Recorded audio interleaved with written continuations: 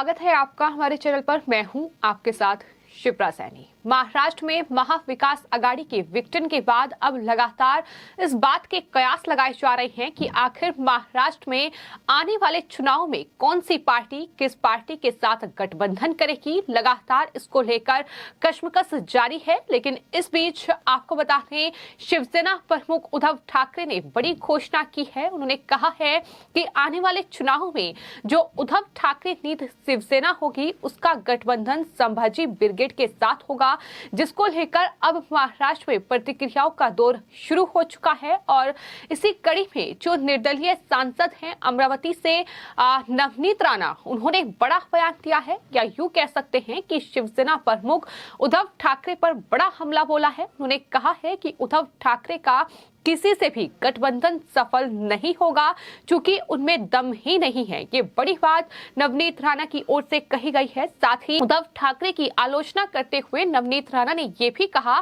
कि हर व्यक्ति बाहर जाता है और संघर्ष करता है, खुद को साबित करता है। संभाजी ब्रिगेड का काम दमदार है, वो महाराष्ट्र को अच्छी तरह से जानते हैं। मैं उनका सम्मान करती हूँ, लेकिन उद्धव ठाकरे के बीच सांस नहीं चल रही है। दम होता तो घर में नहीं बैठते। ये बड़ा हमला नवनीत राणा की ओर से बोला गया है। तो इस तरह से प्रेस कॉन्फ्रेंस करके उद्धव ठाकरे ने ये बड़ी घोषणा की है कि आने वाला चुनाव जो होगा वो संभाजी ब्रिगेड के साथ महाराष्ट्र में लड़ा जाएगा। हालांकि इसको लेकर बीजेपी लगातार उद्धव ठाकरे गुट और साथ ही साथ शिंदे गुट भी उद्धव ठाकरे पर हमलावर है। लगातार इस बात की आलोचना हो रही है कि संभाजी ब्रिगेड जो है वो किस तरह से हिंदू विरोधी रहे हैं और किस तरह से कम्युनिस्ट विरोधी संभाजी ब्रिगेड के साथ शिवसेना ने गठबंधन किया है। मनसे की ओर से इस पर प्रतिक्रिया दी गई है। तो राज ठाकरे की पार्टी मनसे के जो नेता हैं गजानन काले, उन्होंने भी इस पर प्रतिक्रिया दी है और उन्होंने कहा है कि हिंदू विरोधी कम्युनिस्ट विरोधी संभाजी ब्रिगेड के साथ शिवसेना का गठबंधन। उन्होंने सवाल किया है कि क्या बाल साहिब ठाकरे को इसकी उम्मीद थी। संभाजी ब्रिगेड राष्ट्रवादी कांग्रेस की बी टीम है, जबकि उद्धव ठाकरे की सेना एनसीपी की डी टीम है। महाविकास आघाड़ी से गठबंधन से विधायक और सांसद नाराज थे, उन्होंने उद्धव ठाकरे को छोड़ दिया। गजानन काले ने यह भी कहा कि अब संभाजी ब्रिगेड से गठबंधन के बाद आम शिवसैनिक जो हैं वो बेचैन हैं और वो भी उद्धव ठाकरे को अब समर्थन नहीं करेंगे। क्या ही जो मराठा लोग हैं वो अब उद्धव ठाकरे को समर्थन नहीं करेंगे। ये बड़ा दावा मनसे प्रमुख राज ठाकरे की जो पार्टी है उसकी तरफ से किया गया है। तो इस तरह से महाराष्ट्र में एक बार फिर से सियासत गरमाई हुई है, जिस तरह से शिवसेना और संभाजी ब्रिगेड के गठबंधन का ये ऐलान हुआ है। और इसी पर जो अमरावती से सांसद है नवनीत राणा, उन्होंने उद्धव ठाकरे पर बड़ा हमला बोला। इससे पहले भी हम देख चुके हैं कि महाराष्ट्र में किस तरह से जो महाराष्ट्र के पूर्व मुख्यमंत्री हैं उद्धव ठाकरे और साथ ही अमरावती से निर्दलीय सांसद नवनीत राणा दरअसल हनुमान चालीसा के मुद्दे पर आमने सामने नजर आए हैं। किस तरह से उन्हें जेल भी जाना पड़ा था इस पूरे मामले में, और इसी मामले में फिलहाल वो कोर्ट के चक्कर काट रही हैं। और कोर्ट के बाहर ही उन्होंने पत्रकारों से बातचीत करते हुए ये बयान दिया है, जिसमें उन्होंने कहा है कि महाराष्ट्र की राजनीति में आज संभाजी ब्रिगेड और शिवसेना के बीच गठबंधन हो गया। एनसीपी के बाद बीजेपी के प्रभाव में आ रहे मराठा वोट बैंक को निशाना बनाने के लिए शिवसेना ने संभाजी ब्रिगेड के साथ गठबंधन किया है।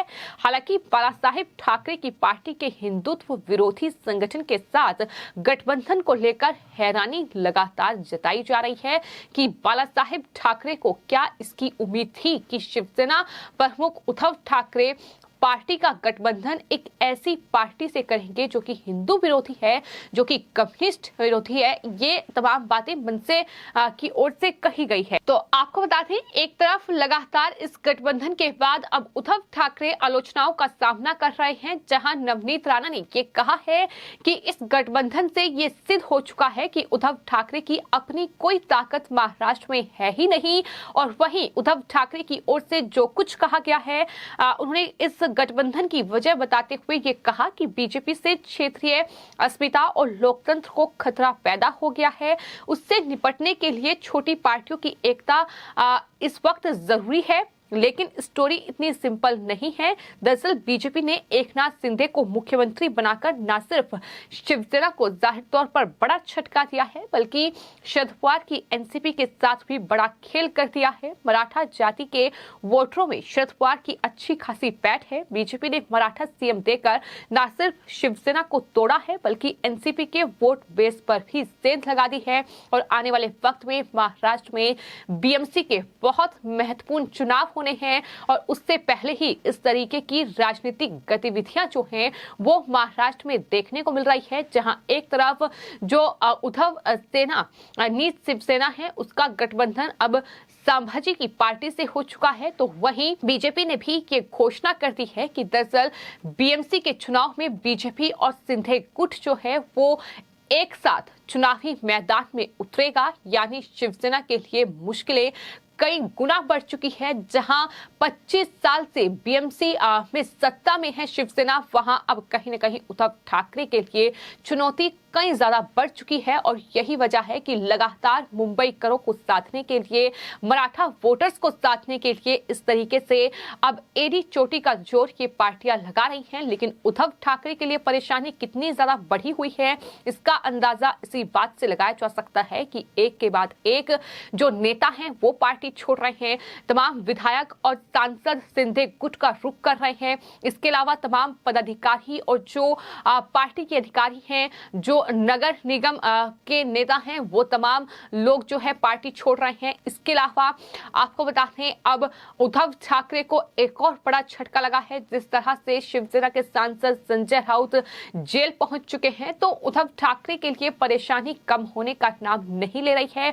और शायद यही वजह है कि एक बार फिर बाल साहेब ठाकरे की जो शिक्षा दीक्षा थी उसे परे रखते हुए उद्धव ठाकरे ने एक ऐसी पार्टी के साथ गठबंधन कर लिया है जो कि हिंदू विरोधी रही है।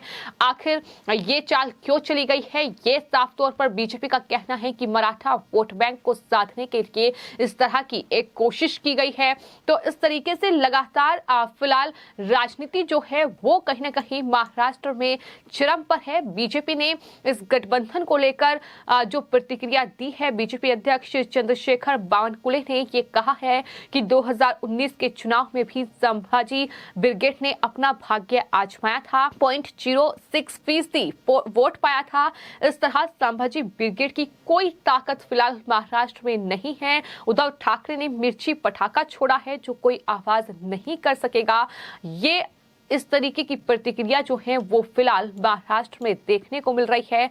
वहीं आपको ये भी बता दें कि जो महाराष्ट्र के फिलहाल मुख्यमंत्री हैं एकनाथ शिंदे, उन्होंने महाराष्ट्र विधानसभा अधिवेशन के मानसून सत्र के आखिरी दिन जो बात कही, उन्होंने कहा कि जब पिछली बार बीजेपी शिवसेना की सरकार में देवेंद्र फडणवीस मुख्यमंत्री थे तो वो अकेले संपूर्ण विपक्ष को देख लेने की अक्षमता रखते थे।